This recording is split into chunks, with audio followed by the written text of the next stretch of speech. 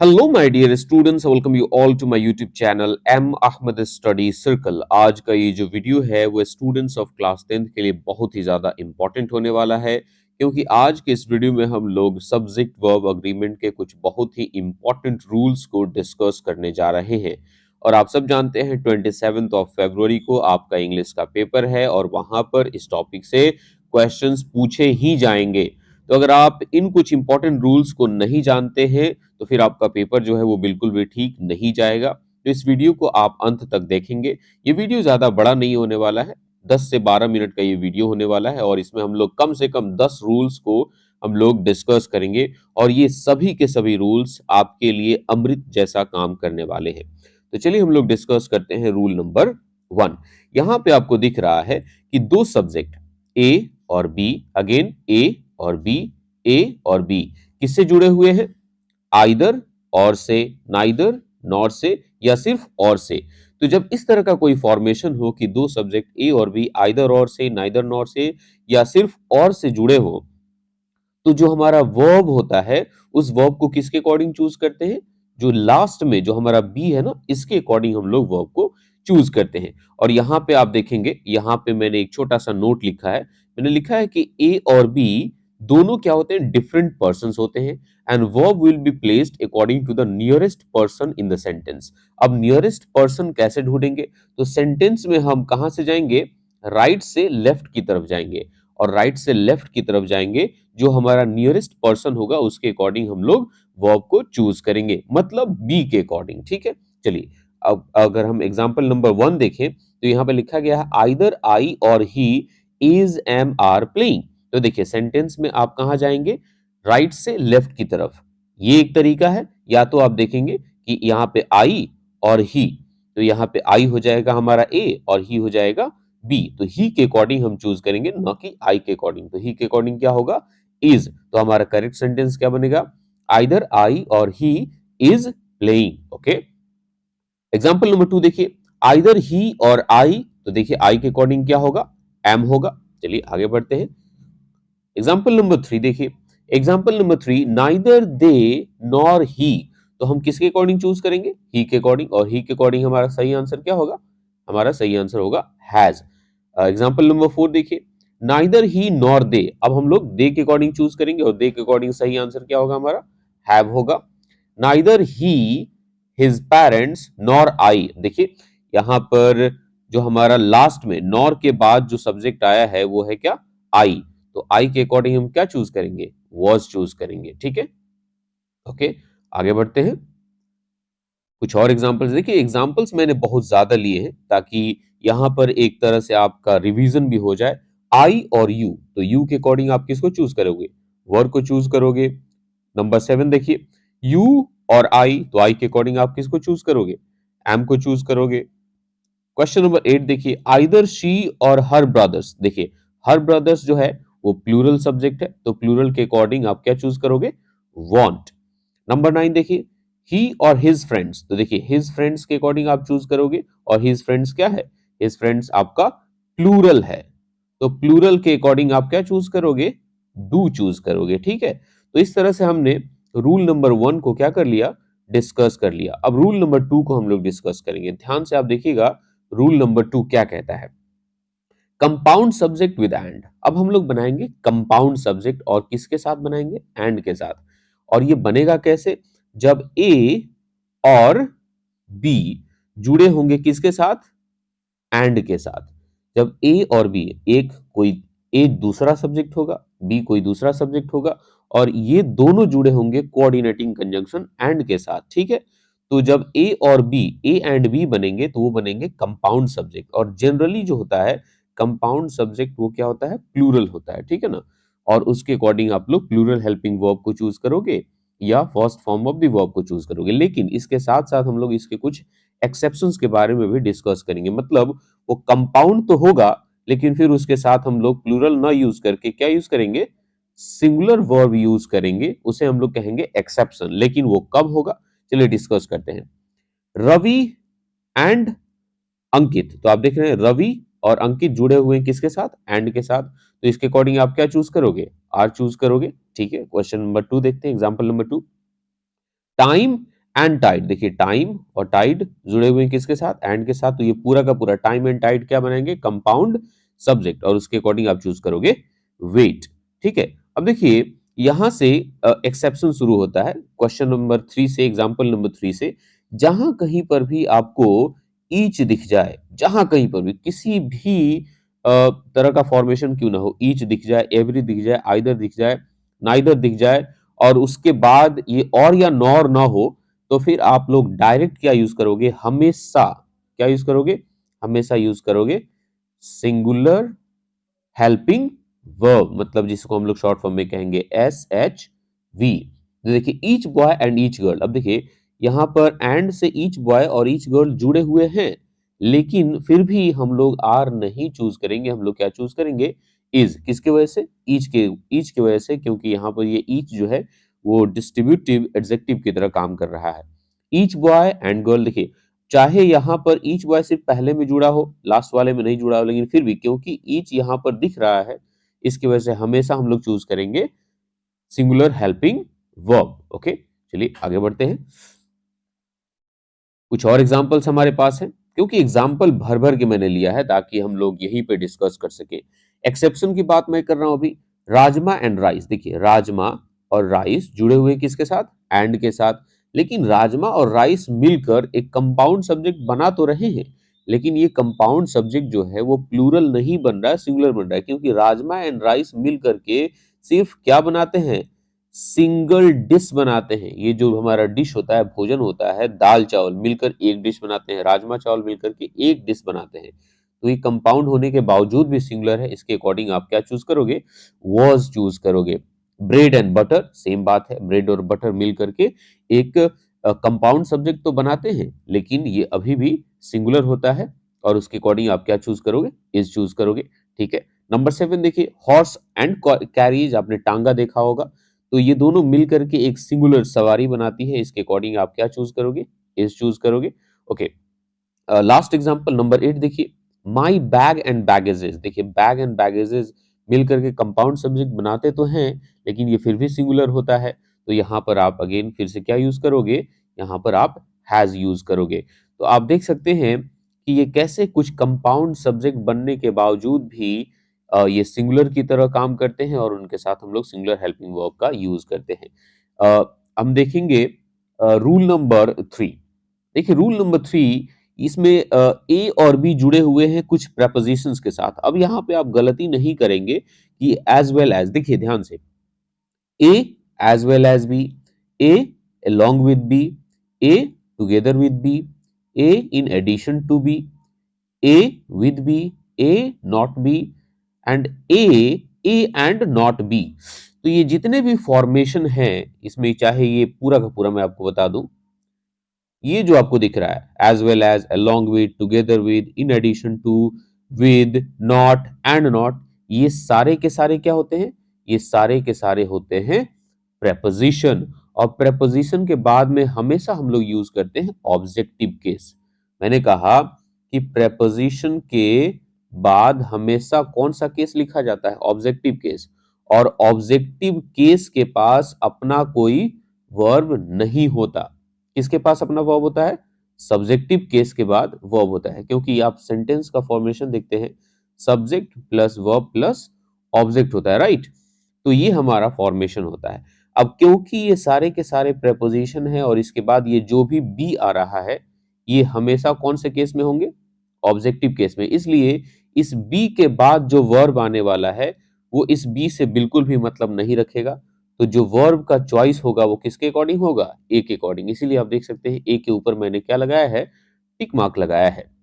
I hope आप समझ गए हैं कि अब इस तरह से फॉर्मेशन हो, A as well as B, A along with B, A together with B, A in addition to B, A and B, A not B, A and not B, तो हमेशा वर्ब आप किसके अकॉर्डिंग चूज करेंगे, ए के according choose करेंगे। चलिए हम लोग कुछ इसके एग्जाम्पल्स भी डिस्कस कर लेते हैं, क्योंकि एग्जाम्पल्स बहुत ही इंपॉर्टेंट होते हैं और यहीं से आप प्रैक्टिस भी कर सकते हैं। ओके, फर्स्ट अगर एग्जाम्पल को देखें तो लिखा गया रवि नॉट अमन। देखिए नॉट जो है यहाँ पे एक प्रेपोजिशन की तरह काम कर रहा है, जो कि कह रहा है कि ये जो नॉट प्रेपोजिशन जब हो गया, अगर ये नॉट प्रेपोजिशन हो गया, तो अमन जो है वन सेकेंड। अगर ये रवि जो है, अगर वन सेकेंड, यहां पे देखिए नॉट क्या है, प्रेपोजिशन, तो प्रेपोजिशन होने की वजह से ये अमन जो है वो ऑब्जेक्टिव केस में चला गया।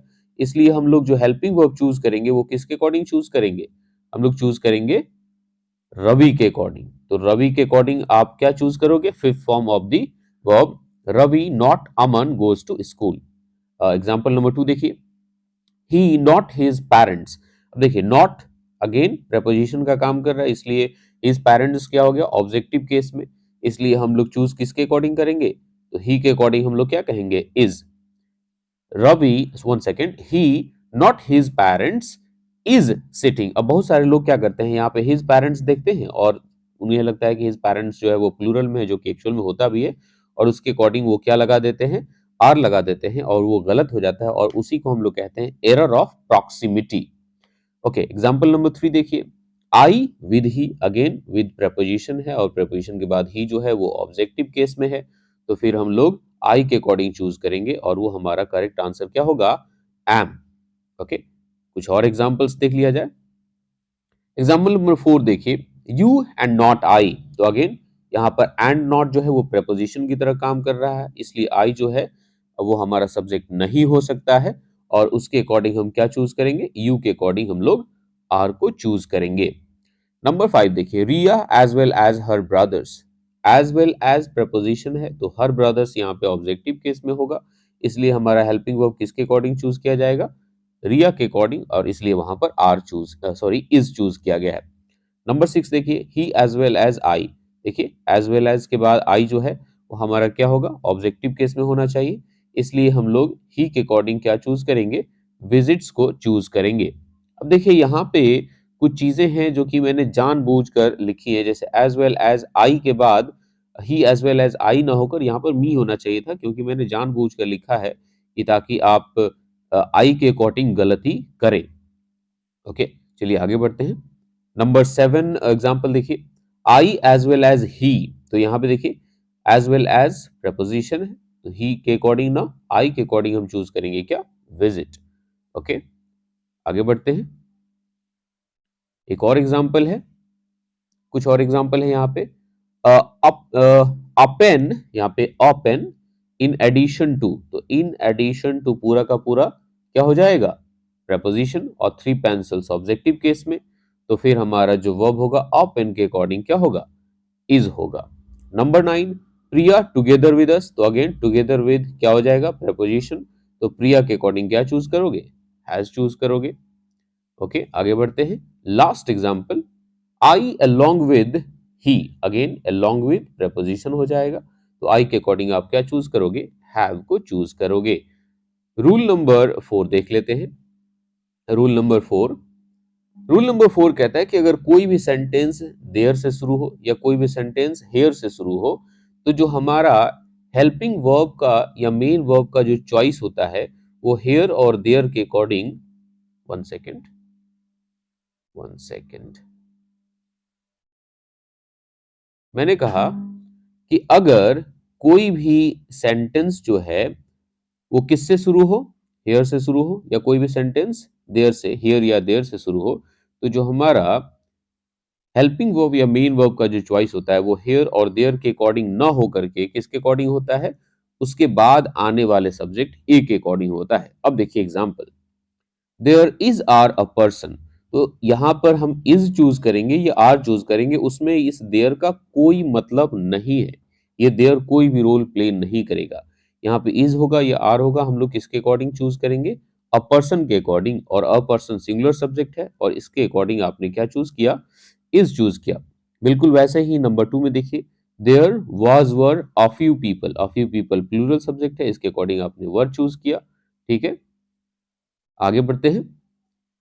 एग्जाम्पल नंबर 3 देखिए, example number 3, here is are no one. अब देखिए कोई है ही नहीं, तो ऑब्वियसली वो क्या हो गया, सिंगुलर हो गया, उसके अकॉर्डिंग आपने इज चूज किया। नंबर 4 देखिए, here is are the keys. Keys बहुत सारे हैं, प्लूरल सब्जेक्ट, आर चूज किया आपने। Here is are the pens. Pens बहुत सारे हैं, अपने आर चूज किया। Here is are the money. Money जो होता है वो हमेशा क्या होता है, अनकाउंटेबल नाउन होता है, अनकाउंटेबल नाउन और उसके अकॉर्डिंग अनकाउंटेबल नाउन जब वो होगा तो हमेशा वो क्या होगा, सिंगुलर होगा, इसलिए आपने चूज किया here is the money.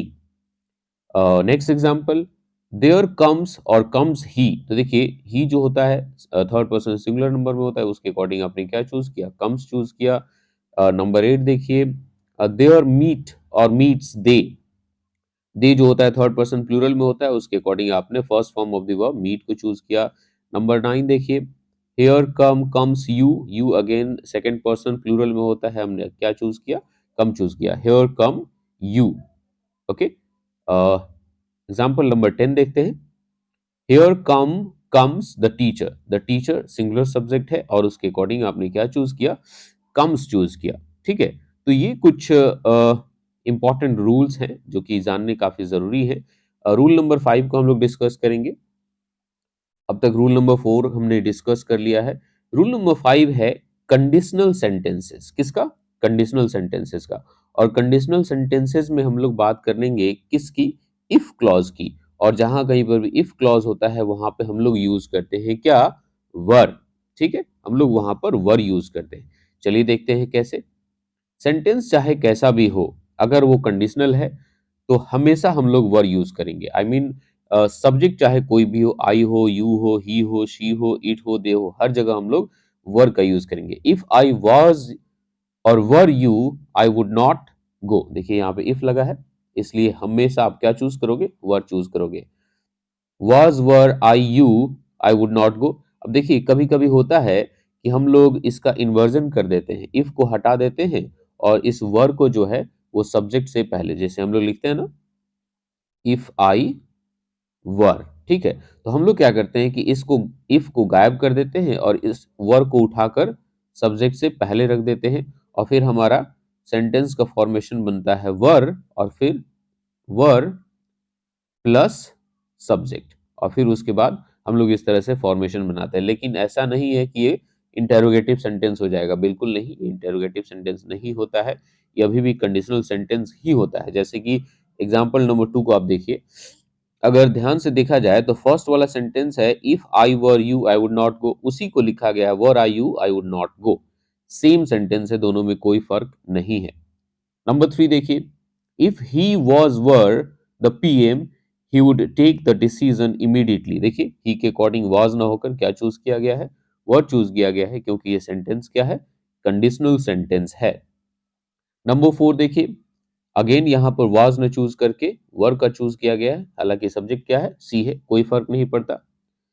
Number 5, if I was were a little taller I could touch the fan. देखिए अगेन आई के अकॉर्डिंग यहां पर आपने क्या चूज किया, वर।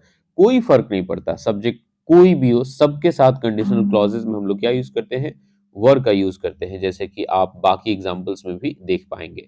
ठीक है, क्योंकि सभी सेंटेंसेस का फॉर्मेशन सेम है, इसलिए हम लोग आगे बढ़ते हैं।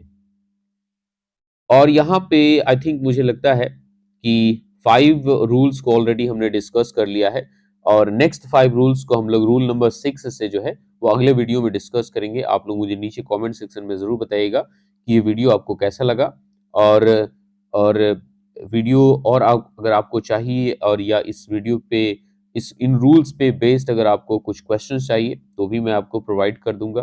कुछ एक्सरसाइज के लिए, प्रैक्टिस के लिए मैं क्वेश्चंस भी आपको प्रोवाइड कर दूंगा। आप मुझे नीचे कमेंट सेक्शन में जरूर बताइएगा।